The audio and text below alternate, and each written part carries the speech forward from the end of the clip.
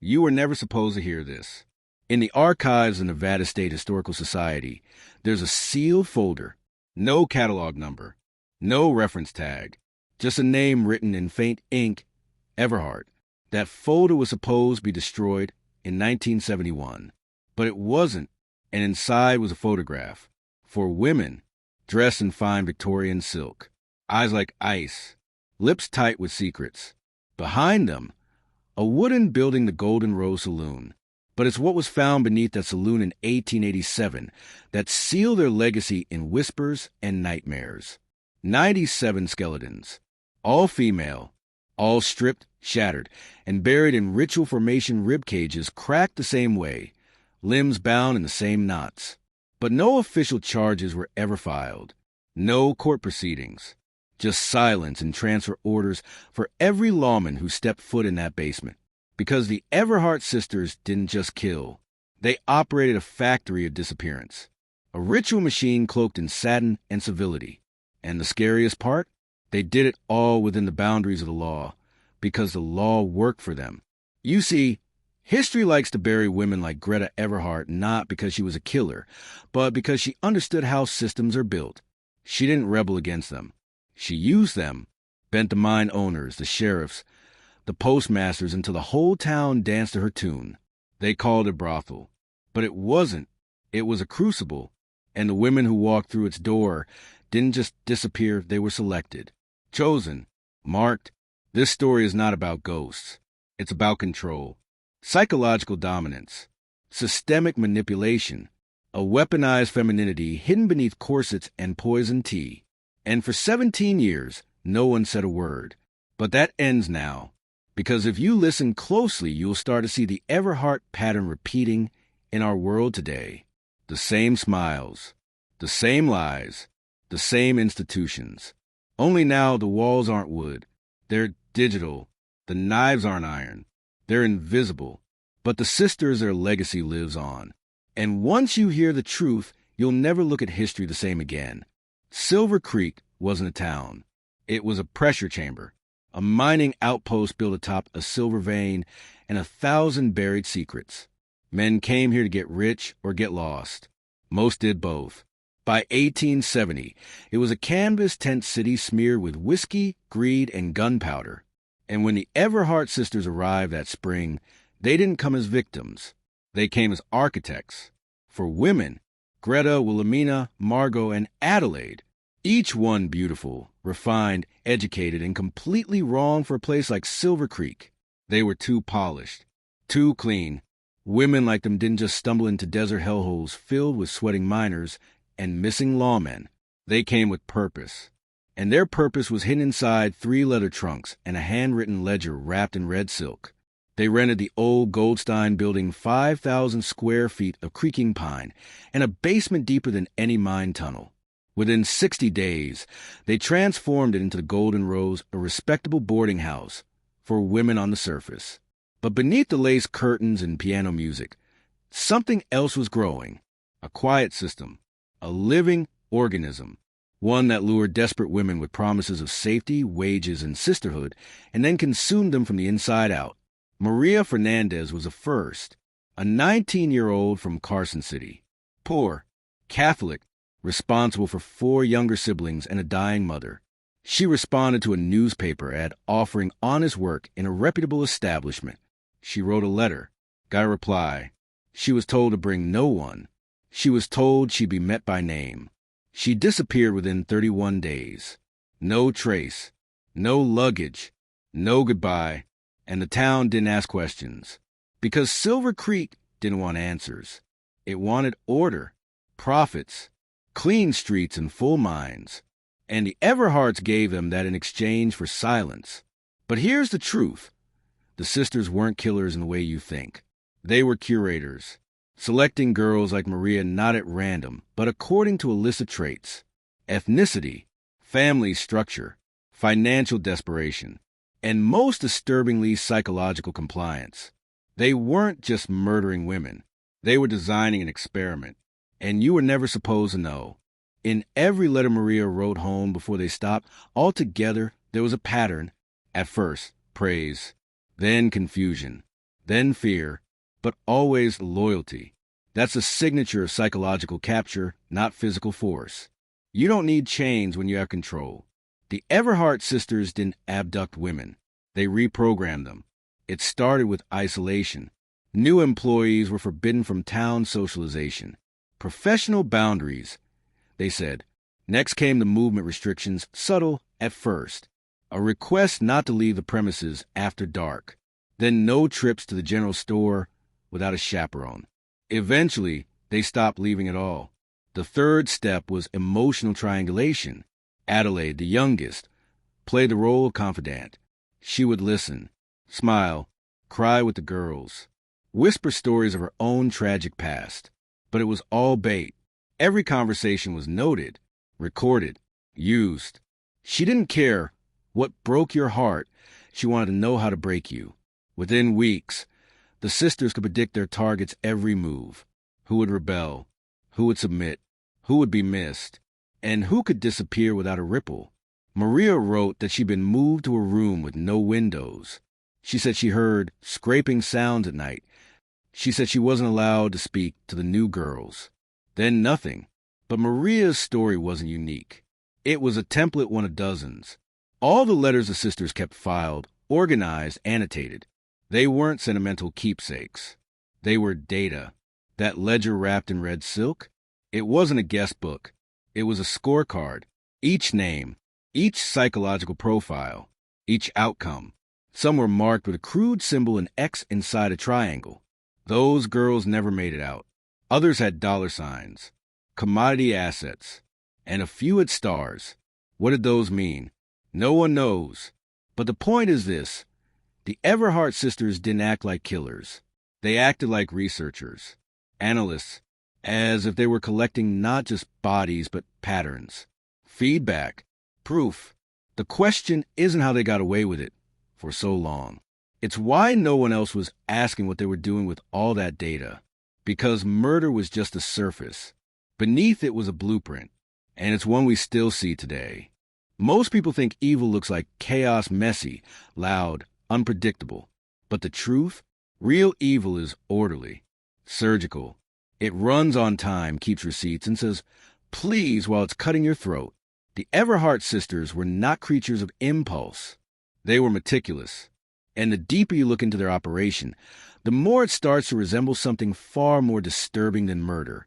It starts with timing. Every new girl arrived the first week of the month. Always.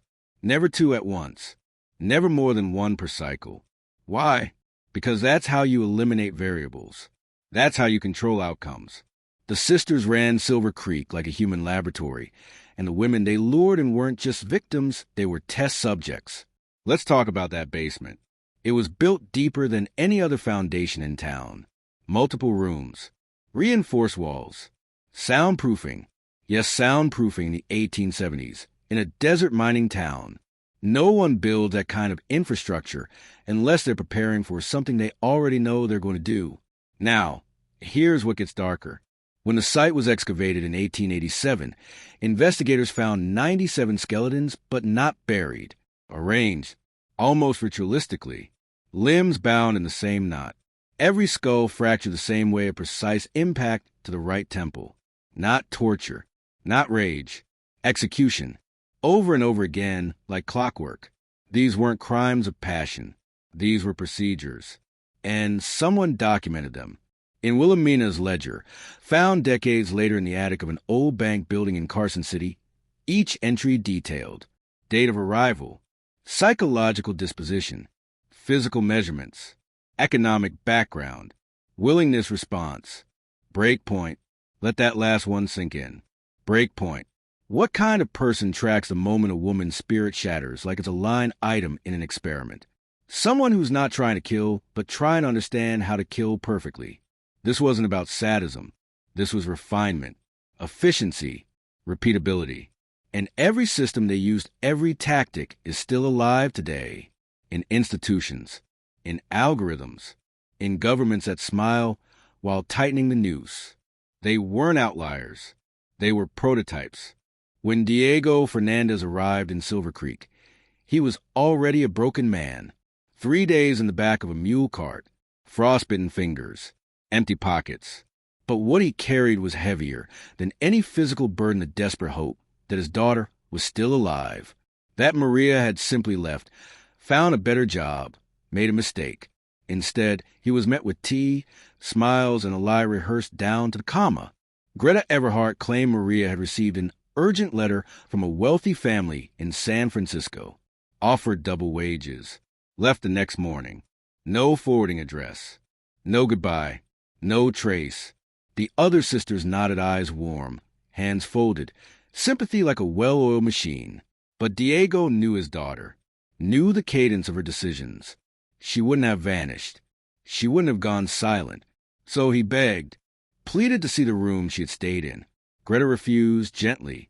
"It's been cleaned," she said, occupied by another guest.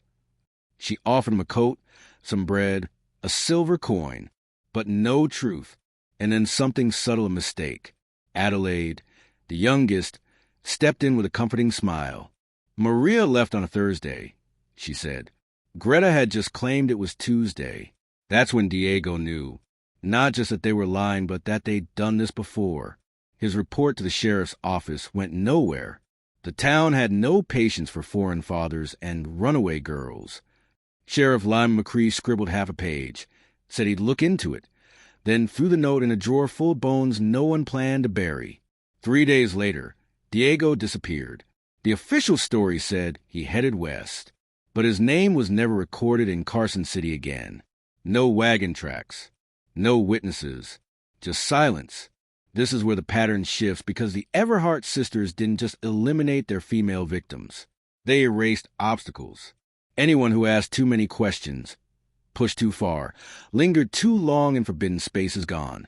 The walls were closing in, but no one knew, because the Golden Rose appeared clean, legal, elegant, every permit signed, every guest book in order, every inspection passed. That's the brilliance of control systems. When you build them deep enough, they become invisible. There's something you need to understand before we go deeper. This wasn't about money. Yes, the Everhart sisters grew wealthy by frontier standards, obscenely so. They owned property, rare books, imported wines, instruments, jewelry, even an ivory vanity set from Europe. But they weren't driven by greed. They were driven by precision. Because greed is messy. It leaves trails. But precision is religious. And that's what this was becoming. The deeper the investigation went after discovery in 1887, the clearer it became that the Golden Rose wasn't just a brothel. It wasn't even just a trap. It was a temple. You see, buried beneath the floorboards of the Everhart's private quarters, investigators found something strange. Not money, not weapons. Symbols carved into the pine, burned into the walls, etched in the stone foundation. Geometric patterns, tight spirals, perfect circles with intersecting lines.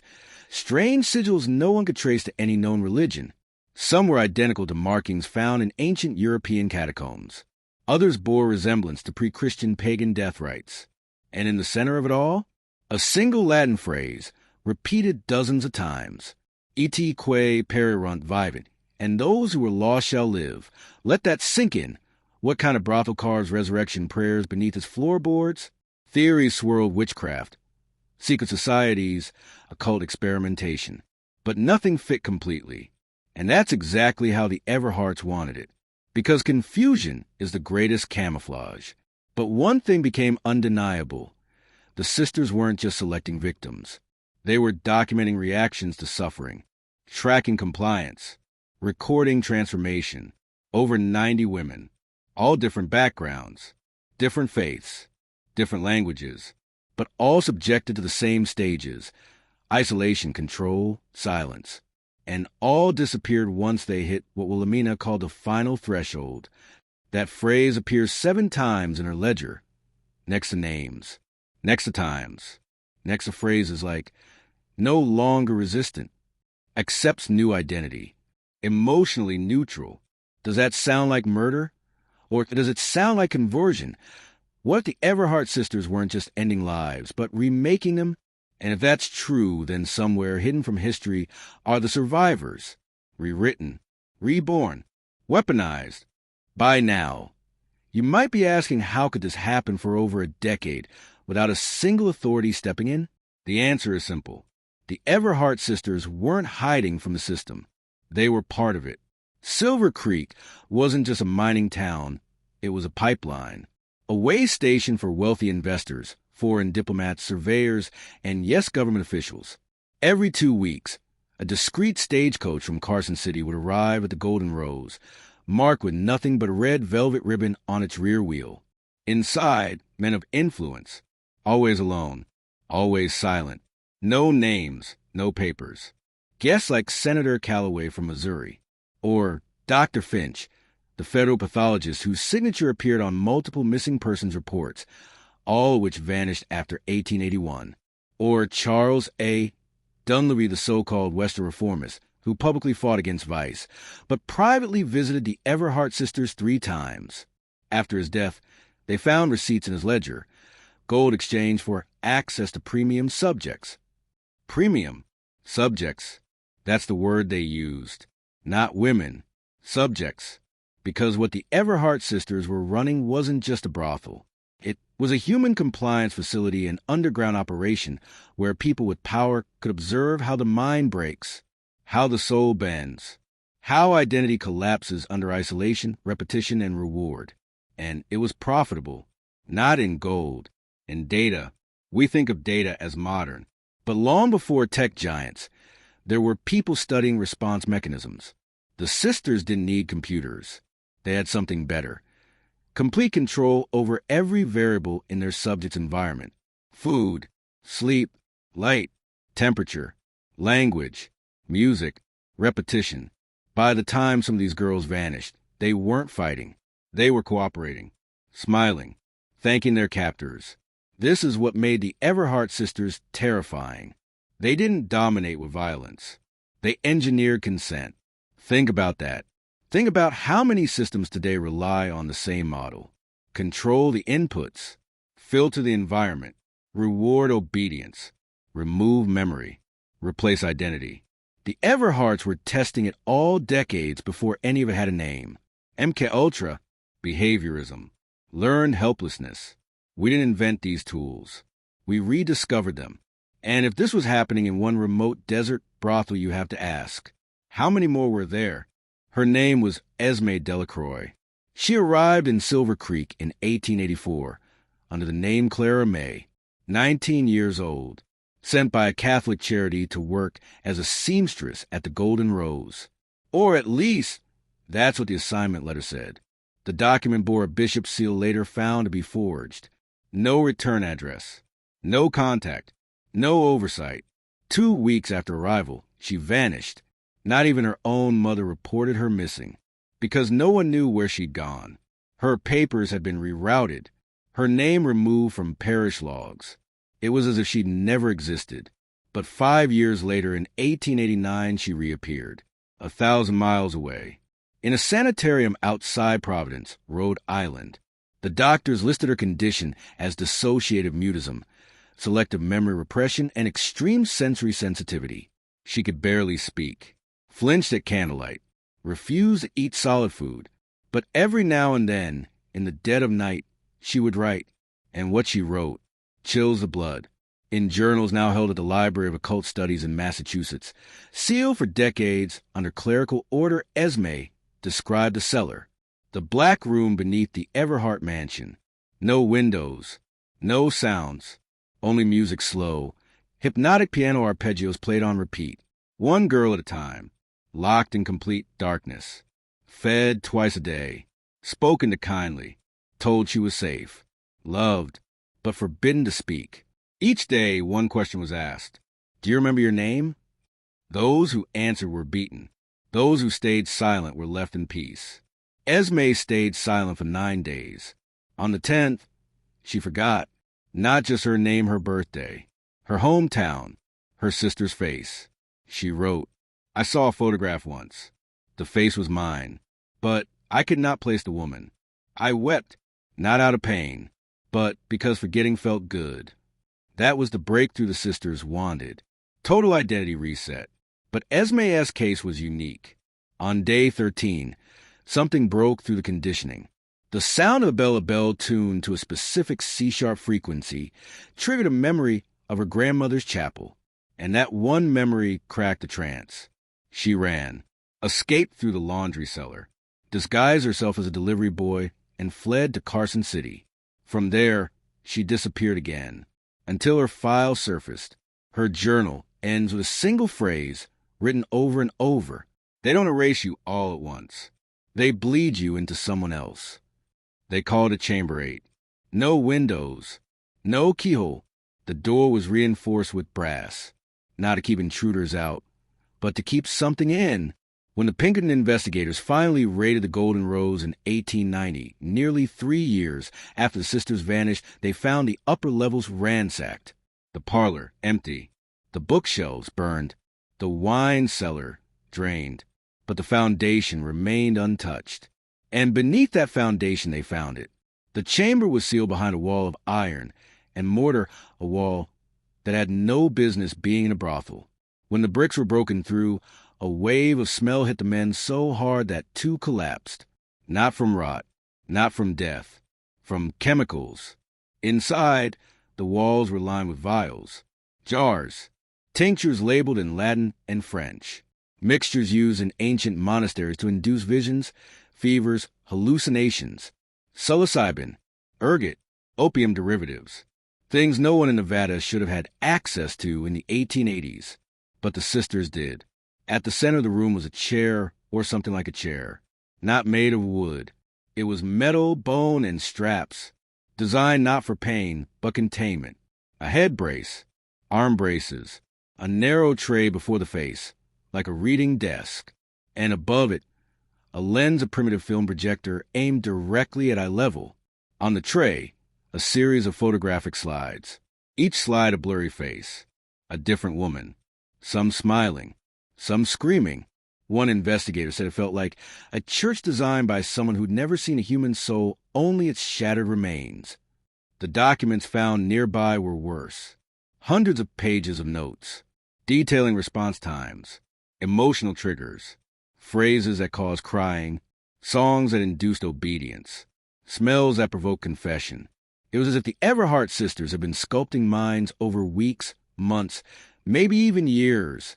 But here's the catch. None of it was released to the public. Why? Because within days of the chamber's discovery, all files were classified under Section 41C of the U.S. War Department's Behavioral Research Initiative, a directive that didn't officially exist until 1942. And yet, it was signed in 1890. Who had the authority to pre-authorize a directive 52 years before its public reveal? And why did those documents sealed in military archives reappear in 1954 during the first wave of MKUltra experiments? You're not going to like the answer, but that's where we're going next. By the time the Cold War began, the world had forgotten the Everhart name. No records, no trials, no tombstones. The Golden Rose had been demolished, the land sold to a mining syndicate, and then quietly purchased by a front company registered to a Washington, D.C. address that no longer exists. The only remnants were those hidden in the archive vault of Fort Detrick, Maryland, labeled not under murder or missing persons, but under behavioral modulation studies. Case file number 0. That's what caught the eye of Dr. Abram Liddell, a behavioral neurologist turned intelligence contractor. He was recruited under Project Artichoke in 1951, the prototype to what the world would later know as MKUltra. But what set Liddell apart wasn't his scientific brilliance. It was his obsession with what he called authentic heretical conditioning, psychological trauma administered outside the ethical bounds of laboratory protocol. Conditioning shaped by folklore, ritual, myth, controlled madness. And he believed the Everhart sisters were the earliest proof of concept. He even said it plainly in a declassified memo. What they created was not prostitution. It was spiritual detonation. A human mind dissolved, reduced, and reprinted under the illusion of consent. These women weren't madams. They were early engineers of identity fracture. Liddell's MKUltra team later tested replicas of Chamber 8 in 3 classified locations: Los Alamos, Heidelberg, and Quebec. Victims referred to only as units, were placed in isolation for 11-day cycles, denied names, reintroduced to their own identities as if they were strangers, subjected to music, voice mimicry, and the same photographic triggers discovered in the Nevada ruins. One subject, Unit L-23, wrote in a final note, "They keep saying my name is Anna. I've never met her, but I know her dreams. They feed me memories that taste like mine, but I don't want them." Sound familiar? That phrase, "they feed me memories," was lifted nearly verbatim from Esme Delacroix's journals 60 years earlier. This wasn't coincidence. This was methodology passed down, refined, institutionalized, a blueprint from the Everhart cellar, weaponized in modern psychology. The girls at the Golden Rose weren't just victims. They were the foundation of a black program that never stopped. And if you're thinking this sounds too far-fetched for the U.S. government, wait until you see who signed the funding approval in 1950 for a man whose grandfather sat on the Nevada Territorial Development Board in 1889. We are being played across generations. You want to believe you're free, that your choices are your own, that your memories, emotions, and fears are authentically yours. But in 2025, the most dangerous illusion isn't surveillance, it's selfhood. Let's rewind. In 2011, a startup called Lithra Corp launched a neuroscience wellness app, marketed as a mind-decluttering experience. It offered guided dreams, ambient soundscapes, and subconscious alignment therapy. Within 5 years, it had over 40 million users, mostly women, mostly between the ages of 17 and 35. Sound harmless, right? But hidden in their patent filings under a 9-digit reference code was a phrase lifted directly from Project Artichoke's 1952 field manual. Phase 3, dream insertion via subliminal auditory correlation with known trauma residue. And where did Lithra acquire their base research? A defunct foundation based in Nevada traced back to the Orion Trust. This isn't just lineage, it's continuity. The Everhart method wasn't buried. It was digitized. What they once conducted in bloodstained parlors is now delivered through wellness tech, optimization routines, and trauma-informed microdosing regimens. And the result is the same. A generation of fractured minds constantly repackaging themselves, unable to tell where the original self begins, or if it was ever there to begin with. You think you're choosing your lifestyle, your style, your spirituality. But how many of those were shaped by an algorithm? A trauma echo? A dream that wasn't yours? There are influencers right now who push healing aesthetics that map almost exactly onto the conditioning phases used in the Bell Tower Institute. That's not a metaphor. It's a code book, pastel color schemes, sound bath cadences, grief reclamation through identity erasure. Even the language release the old self. Detach from who you were, trust the transformation. It's all there, word for word, in the classified transcripts from Chamber 8. And yet no one asks, because asking would mean admitting that we've inherited a blueprint for psychological fracture, one that started in a brothel, perfected in a cellar, and now lives in your pocket. You're not watching this video by accident. Something inside you knows, something that doesn't want to be erased. In the next section, we crack open the surviving journals of Adelaide Everhart and decode the rituals that bridge trauma, seduction, and obedience into a single, repeatable formula. The journals of Adelaide Everhart were not meant to be read. Bound in red calfskin, scorched at the edges and locked in a steel case beneath a floorboard in Chamber 8, the writings are less diary, more spellbook. Fragmented pages, diagrams of postures and lighting angles, lists of names, and phrases repeated over and over until the ink itself cut through the paper. But it's not the handwriting that chills you. It's the precision. Adelaide didn't document chaos. She described process down to the minute. Each entry begins with a phrase that appears nowhere else in 19th century English. The fifth wound opens at dusk. What does that mean? We weren't sure until we decoded the adjacent symbols. 5 wounds, 5 stages. A system not of torture, but indoctrination. It went like this. First wound, comfort. Make the subject feel safe. Induce joy, a memory from childhood, a bath of lavender and warmth. Second wound, confusion. Change the rhythm. Reverse the left and right. Feed them false time cues. Let them question what's real. Third wound, isolation. Remove all stimuli. No mirrors, no clocks, no names. The self begins to fray. Fourth wound, reward. Return a small pleasure, a sound, a smell, a touch. Make it feel earned. Fifth wound, obedience. Whisper a new name, a purpose, an identity. Give them a role in their own imprisonment. It wasn't physical pain. It was ritualized control. And she wrote every detail like an artist describing a masterpiece, even down to the lighting amber glow, no flame visible, 22 feet from the subject's chair. How did she know that was optimal? Because Chamber 8 had mirrors behind the walls. They watched everything, every reaction, every breath. And when a subject failed to reach full transformation, Adelaide recorded it with one word: spoiled. Those women, the ones whose bones were found in the walls, weren't victims of rage. They were data errors, broken trials. And still, through all the horror, one question lingers like smoke. Who taught her? Because nowhere in the journals is there mention of where the rituals came from. Not a single source. Only one repeated line, written in a frantic, childish scrawl on the final page.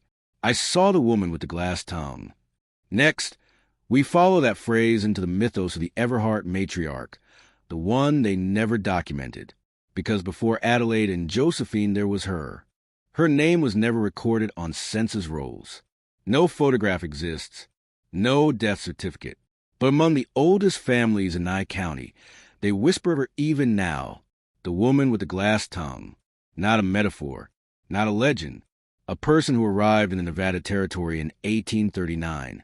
Wearing mourning black, carrying a single silver case, and speaking in a voice that townsfolk described as like wind through cracked crystal. She didn't speak often, but when she did, people obeyed. They say she walked into a sheriff's office once, and 2 hours later, that sheriff burned his own station to the ground, resigned, and vanished into the desert. No one knows where she came from. But here's what we do know. Every time she appeared, a new institution followed. An orphanage in Tonopah, a sanitarium in Belmont, a female spiritual retreat in Indian Springs, and always there were disappearances. Girls between 12 and 22. No ransom notes. No bodies. Only rumors. But something more disturbing than the vanishings were the returns. Every few months, a girl would come back changed. Quiet, obedient, eyes hollow, speaking in fragments. Moving as if guided by someone else's rhythm. One of them, Sarah Fletch, was found years later in a Reno asylum, rocking back and forth, whispering only one phrase. She speaks through me, the tongue made of glass. Here's where it gets darker. We found a letter undated and signed tucked in the back of Adelaide Everhart's final journal, written in an unfamiliar hand, ink faint with age. It reads, "You were not born, child. You were chosen. Cultivated. The tongue lives in you now. The fifth wound is only the beginning. It's not just the words that chill you. It's what's attached. A piece of glass small, jagged, pink sealed in wax. The kind used in 19th century mouth prosthetics. So the question becomes, was Adelaide's mother or whoever raised her simply a manipulator or something more? Some accounts call her a practitioner of alien rites, a banned order from Eastern Prussia known for fragmenting identity through ritual language. Others claim she was part of a pre-monarch conditioning lineage, the same that would later inspire parts of MK Delta and Artichoke. But all paths lead back to the same root, a woman who spoke control into being. And if she passed that voice to Adelaide, how many are still speaking with it today? It was a stone floor, plain, cold, covered in dust.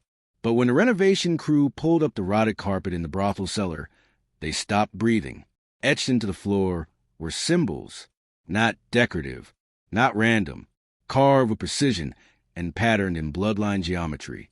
The same motifs appeared again and again, a spiral with 7 notches, a jagged crown made of teeth, a woman's torso with no head. An archaeologist was brought in, quietly, off the record. She lasted 6 hours before locking herself in her hotel bathroom. carving the same spiral into her own skin with a hotel key. When authorities broke the door down, she screamed one phrase. It's older than language. And she was right, because those markings weren't Western. They weren't indigenous. They weren't even occult in the way we understand occultism today. They were pre-sigillic, predating known magical systems by centuries, a form of proto-symbolic communication used by an underground sect once known as the Veil Takers. You won't find them in history books, because they were erased, suppressed by both church and state by 1724. But references survive in offhand remarks by colonial priests, in exile records from Prague, and in a confiscated Jesuit ledger that mentions the women who take the veil and give the voice their mouths shut, but others speak. This sect believed in transference through suffering that pain, when ritualized correctly, could imprint identity from one vessel into another. That's why the Everhart cellar wasn't just a torture chamber. It was a transmutation stage. Each ritual marked on the floor wasn't simply symbolic. It was instructional. Directions, angles, alignments, like choreography for possession. But here's the most chilling part. In the center of the room, buried beneath the final symbol, was a metal plaque, oxidized but still legible. Just 4 words in the old tongue. She passes through mouths. Not one mouth, mouths plural, meaning the rituals weren't for one transfer. They were for mass multiplication, replication, a chorus, which explains why some survivors of the Everhart house, when interviewed years later, all said the same thing. I still feel her when I speak. There are documents sealed for decades, redacted with surgical precision, that trace back to one shared phrase, the Everhart method. It first appears in a declassified 1963 memo from Project Artichoke, a CIA psychological control program that predated MKUltra. The memo references a 19th century behavioral conditioning model sourced from brothel operations in Nevada, specifically highlighting verbal imprint loops, ritualized deprivation, and symbolic trauma bonding. In short, the Everhart system wasn't just cruelty. It was codified, repeatable mind control, and the government wanted it badly. They began by replicating conditions: windowless rooms, strict sleep disruption, the use of mirrors, flickering light, and pre-scripted emotional cycles: guilt, comfort, fear, dependency, silence. But what's most disturbing? The language structure. According to a whistleblower transcript from the church committee hearings in 1975, operatives use Everhart language sets, pre-written phrases based on Adelaide's journals, designed to activate certain responses in test subjects. These weren't just words. They were neurolinguistic keys. Phrases like, the mouth remembers, safety is a repetition, speak only when she listens. Victims, mostly women from marginalized communities, reported sudden personality fragmentation, unexplained obedience to authority figures, and dissociative episodes following exposure to these phrases. Now pause.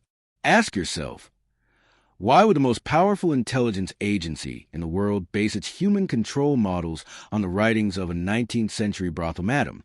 Because the Everhart model worked. Too well, it produced silence. It created individuals who could endure unspeakable acts and not only survive but comply. It rendered whistleblowing impossible.